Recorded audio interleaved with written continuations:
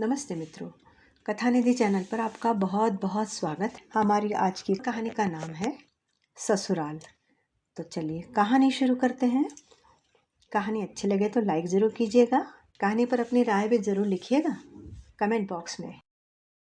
पुष्पा जी की एक आदत थी कि जब भी अपनी बेटी को फ़ोन लगाती तो घंटों बात करती। चलो वो तो ठीक है, हर माँ बेटी आपस में घंटों बात करती ही है, लेकिन उनकी बातचीत अंजलि को बहुत खलती थी। जैसे पुष्पा जी की आदत थी, वह अपनी बेटी को घर की एक एक चीज़ के बारे में विस्तार से बताती। अगर घर में एक कील भी ठोकी गई हो तो उसकी भी जानकारी अपनी बेटी को ज़रूर देती। अंजलि को लगता था कि इतनी एक एक चीज़ की खबर बेटी तक पहुंचाना क्या ज़रूरी है।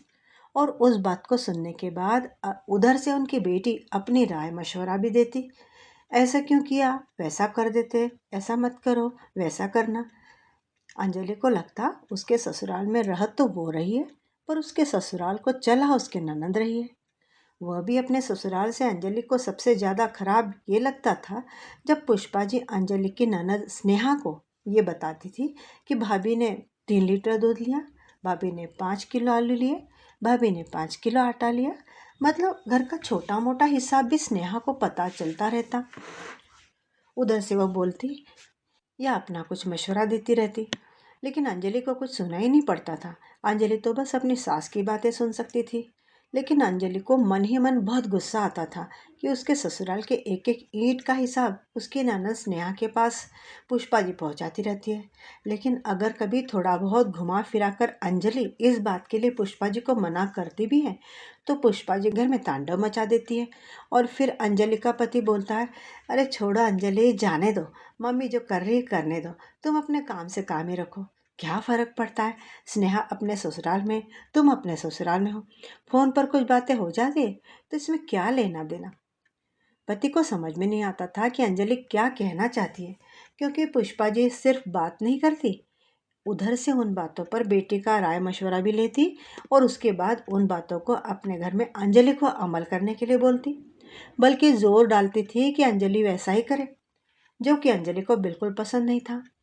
अंजलि सोचती थी कि स्नेहा अपना ससुराल अपने हिसाब से चला तो रही है, तो मैं भी अपने ससुराल में अपने हिसाब से ही चलाऊंगी ना। स्नेहा के हिसाब से क्यों, वो कौन होती है मेरे घर का हिसाब किताब बताने वाली। लेकिन लाख कोशिश करने के बाद भी पुष्पा जी की ये आदत छूटी नहीं रही थी। एक दिन तो हद ही हो गई। अंजलि चाय का कप लेकर अपने सास जी को देने के लिए उनके कमरे में जा रही थी। तभी पुष्पा जी का फ़ोन स्पीकर पर था और वो अपनी बेटी स्नेहा से बात कर रही थी, वो उसे सुनाई दिया। उन्हें ऐसा लगा कि अंजलि तो किचन में है, इसलिए उन्होंने अपने आराम के लिए फ़ोन को स्पीकर पर डाल दिया था। अब अंजलि ने उनकी सारी बातें सुन ली। पुष्पा जी स्नेहा को बता रही थी कि अंजलि रोज़ 3 लीटर दूध लेती है, और उधर से स्नेहा बोल रही थी, अरे बाप रे मम्मी, 3 लीटर दूध का क्या करती है भाभी। जब मेरी शादी हुई थी तब भी तो घर में हम 5 लोग थे, तब हमारे घर में 2 लीटर ही तो दूध आता था। अभी घर में कौन से सदस्य बढ़ गए हैं, अभी तो कुल 5 ही लोग हैं। 3 लीटर दूध की क्या जरूरत पड़ रही है। भाभी का एक छोटा बाबू ही तो है, वो क्या 1 लीटर दूध पी लेता है। अरे दूध तो 2 लीटर ही काफ़ी होता है, और फिर बच्चे को कितना ही दूध लगता है। उधर पुष्पा जी स्नेहा की बातों में हाँ मिला रही थी और बोल रही थी, हाँ स्नेहा तो बिल्कुल सही बोल रही है बेटा, अंजलि को पैसे जोड़ने बिल्कुल नहीं आते, वो तो बस पैसे उड़ाती रहती है।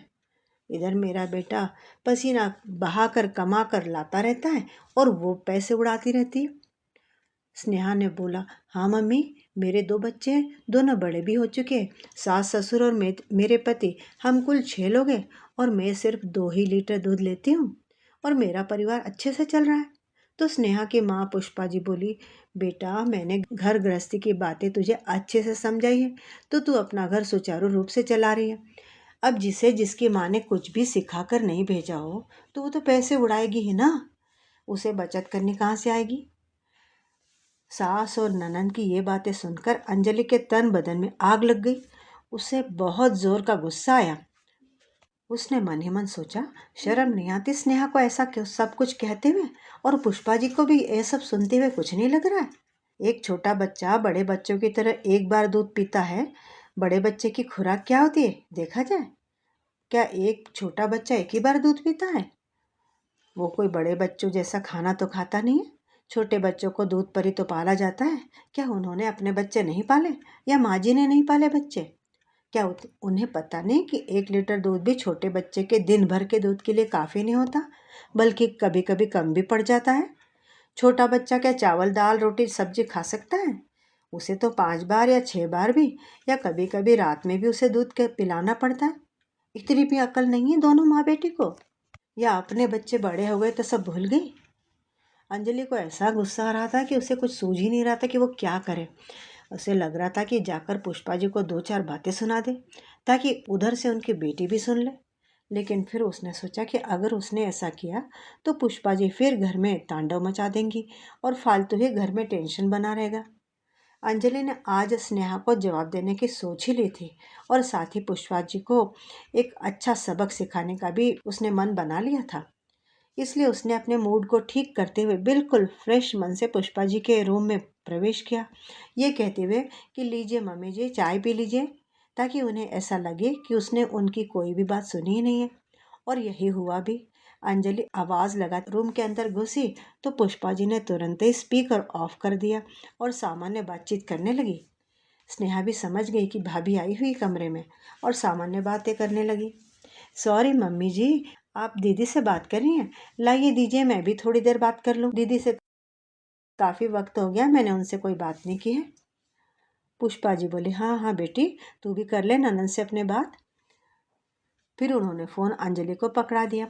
अंजलि ने फ़ोन लिया और थोड़ी बहुत औपचारिक बातें करने के बाद स्नेहा से पूछा, और दीदी घर का काम हो गया? झाड़ू पोछा बर्तन वगैरह कर लिए? अरे नहीं भाभी, अभी नहीं हुआ है। मैं क्यों करूँगी, मैंने तो काम वाली बाई को लगा रखा है, आती ही होगी वो, आकर करेगी। अंजलि ने सुना तो बोली, अरे बाप रे बाप, दीदी काम वाली बाई, वो तो अच्छा खासा पैसा लेती होगी। स्नेहा ने बोला, हाँ महीने का 5,000 लेती है। बाप रे बाप, 5,000? जो काम आसानी से आप खुद फ्री में कर सकती हैं, उस काम के लिए आप 5,000 दे रही हैं भाई को? बहुत फिजूल खर्ची हो गई दीदी ये तो। जब मैं खुद झाड़ू पोछा बर्तन कर सकती हूँ तो काम वाली बाई के ऊपर पैसा क्यों खर्चा करूँ? मैं तो आपके हिसाब से 5,000 रुपये की बचत करती हूँ, क्योंकि मुझे मालूम है कि मेहनत की कमाई को यूं ही बर्बाद करना ठीक नहीं है। दीदी आप भी पैसे जोड़ना सीखो। अंजलि ने मखमल में चप्पल लपेटकर स्नेहा को मारी। स्नेहा के पास अंजलि की बातों का कोई जवाब नहीं था। फिर थोड़ी बहुत इधर उधर की बातें करने के बाद अंजलि बोली, कल किसी रेस्टोरेंट में पिज्ज़ा पार्टी चल रही थी फैमिली के साथ। स्नेहा ने खुश होते हुए कहा, हाँ हाँ, वो मेरे बच्चे जिद कर रहे थे पिज्ज़ा खाना है पिज्ज़ा खाना है, तो हम सब रेस्टोरेंट चले गए थे। हाँ दीदी वो तो ठीक है, लेकिन अच्छा खासा बिल आ गया होगा पिज्ज़ा का तो। हाँ लगभग 2,000 हो गए थे। अंजलि ने कहा, अरे दीदी 2,000 आपने पिज्ज़ा में उड़ा दिए? इससे तो अच्छा आप घर पर पिज्ज़ा बना लेती, शुद्ध पिज्ज़ा भी बनता और पैसे भी कम लगते। बच्चे तो नई नई चीज़ें खाने की डिमांड करते हैं, पर उनकी डिमांड को देखते हुए अपने घर के खर्चों को भी तो देखना ज़रूरी होता है। पैसे जोड़ना सीखिए दीदी, आपके बच्चे बड़े हो रहे हैं, पैसे तो ज़रूरत पड़ती रहेगी आगे।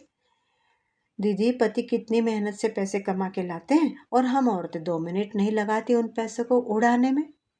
एक एक पाई जोड़कर घर बनता है दीदी, फिजूल खर्चे मत किया कीजिए।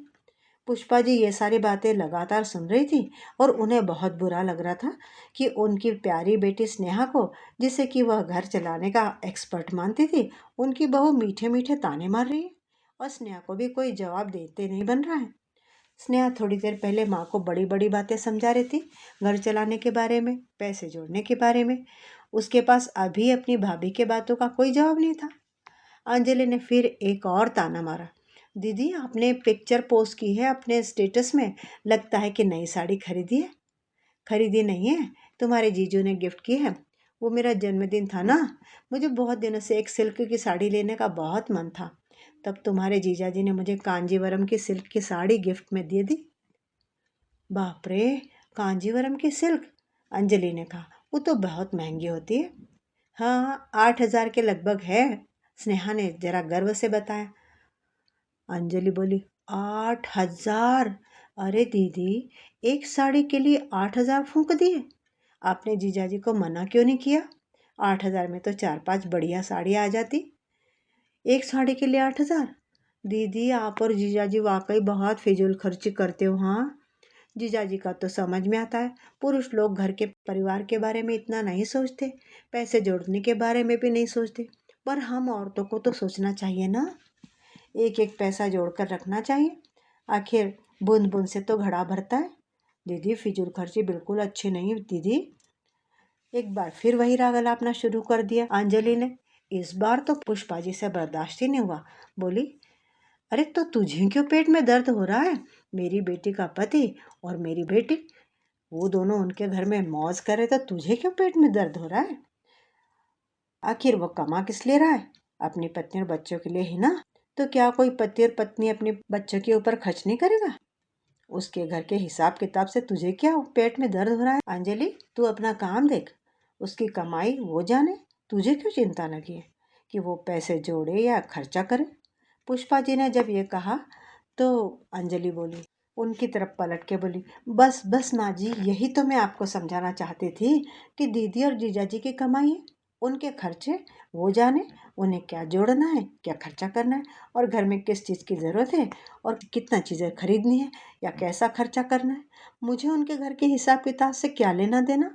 हर कोई अपने घर के खर्चे अपने हिसाब किताब से ही चलाता है और पैसे जोड़ता है या खर्चे करता है, ना कि दूसरे के हिसाब किताब से कि किसकी क्या ज़रूरत है। हर कोई समझता है कि अपने घर में क्या ज़रूरी है और उसी हिसाब से काम करता है। अगर स्नेहा दीदी के पति उनके लिए कमा रहे हैं और अपने बीवी बच्चों पर खर्च कर रहे हैं, तो मेरा पति क्या किसी और के लिए कमा रहा है? मेरा पति भी तो मेरे और मेरे बच्चों के लिए कमा रहा है। मेरा पति अगर मेरे और मेरे बच्चों पर खर्चा कर रहा है तो उसमें क्या गलत है? हर पति अपनी पत्नी और बच्चों पर खर्चे करता ही है। अगर स्नेहा दीदी के पति अपनी पत्नी और बच्चों के ऊपर खर्चा करते तो मेरा पति क्यों नहीं कर सकता? और स्नेहा दीदी को मेरे घर में दूध कितना, आटा कितना, दाल कितना, इसकी बड़ी चिंता है। मैं कितने लीटर दूध लेती हूँ, कितना आटा लाती हूँ, कितना चावल, आलू, प्याज लाती हूँ और कितनी फिजूल खर्ची करती हूँ। तो अपने घर की भी तो वे थोड़ी बहुत चिंता कर लिया करें। मेरा 3 लीटर दूध उन्हें ज़्यादा लग रहा है और हज़ारों का पिज्ज़ा और साड़ी में खर्चे किए गए 8,000 पैसे उन्हें कम लगते। मैं घर खर्च नहीं चला पाती, पैसे नहीं जोड़ पाती, क्योंकि मैं मेरे छोटे से बच्चे के लिए 1 लीटर दूध ज़्यादा लेती हूँ, तो मैं फिजूल खर्च कर रही हूँ। वहाँ हज़ारों रुपए फालतू में उड़ा दी जाते हैं। वो फिजूल खर्ची नहीं लगती क्या अम्मा जी? खैर, यह उनका निजी मामला है, उस पर किसी को बोलने का कोई हक नहीं है। उनकी और उनके पति के पैसे चाहे जैसे खर्चे करें। इसी तरह से मेरे पति का पैसा हम लोगों का है, हम चाहे जैसा खर्चा करें या जोड़े, इसमें उनको बोलने का क्या हक है मम्मी जी? अब पुष्पा जी को गुस्सा आ गया। बोली, चल ठीक है, अब ज़्यादा मत बोल, उसके घर के मामले में बोलने वाली तू होती कौन है? अब अंजलि ने पलट कर जवाब दिया, यही बात तो मैं आपको समझाना चाहती हूँ मम्मी जी, उनके ससुराल के मामले में बोलने वाली होती कौन हूँ मैं? फिर उनका ससुराल है, वो जाने और उनकी सास जाने। इसी तरह से ये मेरा ससुराल है, मेरे ससुराल के मामले में बोलने वाली वो कौन होती है? मैं जानूं और आप जाने, तीसरा कोई मेरे ससुराल के मामले में क्यों बोलेगा? अपना ससुराल संभाले ना वो। अंजलि ने बातों बातों में माँ बेटी को अच्छे से सुना दिया और समझा भी दिया, और फिर आराम से ये बोलते हुए कि दीदी मेरे बातों का बुरा मत मानिए, मुझे लगा कि आप बहुत फिजूल खर्ची कर रही हो और साथ ही साथ आप मेरे घर के ज़रूरी खर्चों को फिजूल खर्चे में गिना रही हो।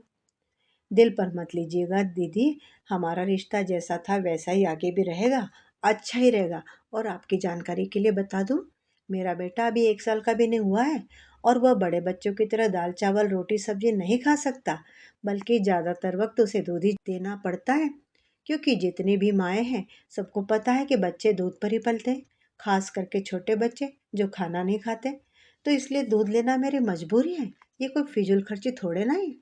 आपके भी 2-2 बच्चे हैं, मम्मी जी ने भी 2-2 बच्चे पाले हैं। आप सबको ये बात पता होगी कि छोटे बच्चे दूध पर ही पलते हैं। उम्मीद है दीदी आपको बात समझ में आ गई होगी और आगे से आप अपने ससुराल सुचारू रूप से चलाइए अपने हिसाब किताब से, और मैं अपना ससुराल अपने हिसाब से चलाऊंगी, क्योंकि जिसका घर होता है वो उसे अपने हिसाब किताब से अच्छा ही चलाता है। कोई भी अपने घर का बुरा नहीं चाहता और हर कोई भविष्य के लिए पैसे जोड़ना भी चाहता है। फिजूल खर्ची तो कोई नहीं करता। लेकिन ज़रूरत को काट कर या पेट काट काट कर पैसे जोड़ना बुद्धिमानी थोड़े ना होती। फिर वो पैसे किस काम के जब हमारी ज़रूरत उनसे पूरी ना हो सके। खुद की मेहनत से कमाए हुए पैसे अगली पीढ़ी के लिए हम बच्चों के लिए बैंक में जमा करते जाए और अपने बच्चों की ज़रूरत को मारते जाए, ये कहाँ की बुद्धिमानी है। दीदी, आपको मेरी बात समझ में आ गई ना? आप प्लीज़ बुरा मत मानिएगा। ये कहकर अंजलि कमरे से बाहर निकल आई। आज पुष्पा जी और स्नेहा के पास अंजलि की बातों का कोई जवाब नहीं था। पुष्पा जी ने सोच लिया था कि अब वह अपने घर के आटे, दाल और दूध, चीनी के बारे में अपनी बेटी से बात नहीं करेगी। तो मित्रों, कैसा लगा आटे दाल का हिसाब? अपनी राय कमेंट बॉक्स में ज़रूर लिखिएगा। कहानी अच्छी लगी हो तो लाइक भी कीजिएगा और चैनल पे नए हैं तो चैनल को सब्सक्राइब भी ज़रूर कर लीजिएगा।